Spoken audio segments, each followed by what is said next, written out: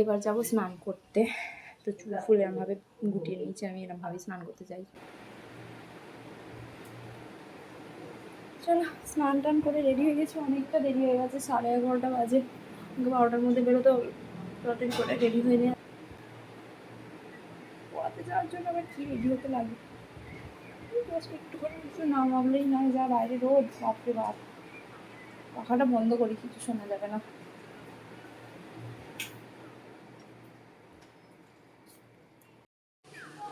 এসে গেছি মুখ ফেস ওয়াশ করে। মুখ ফেস ওয়াশ আবার কী কথা, মানে ফেস ওয়াশ করি, মুখই তো ফেস ওয়াশ করে, ফেস মানে তো না।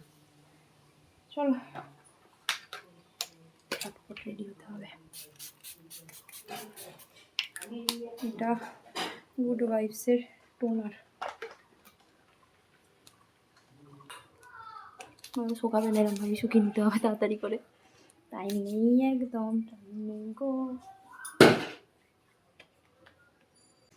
এটা হচ্ছে গুড ভাইবসের একটা ডে ক্রিম, SPF পালা, যা বাইরে রোদ। ভালো খুব ক্রিমটা।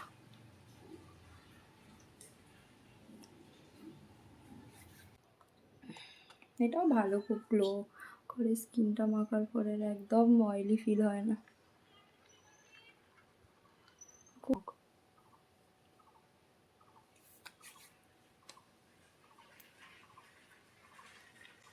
আমার ভাই অত হাতে মাখার পয়সা নেই, মুখেই মাখতে পারছি না, আবার হাতে, হাত যা হয় হবে।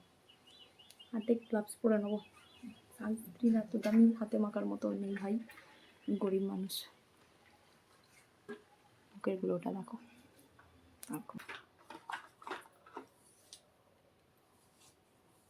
চলে এসেছি চুল বেঁধে। চুল বেঁধে চুলের যে অবস্থা, 4টে আছে, বাঁধা না বাঁধা দুটোই সমান। টিপ টিপ না পড়লে হবে না, ঘাম হচ্ছে, মানে গরম হচ্ছে। এই যে আমার চিরাচরিত লিপ বাম, বংশ পরম্পরায় চলছে যেটা।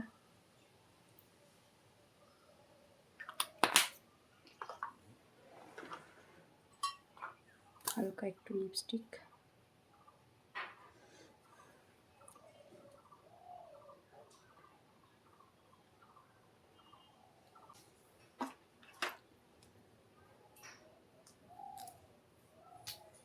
ডাম ডাম ডাম।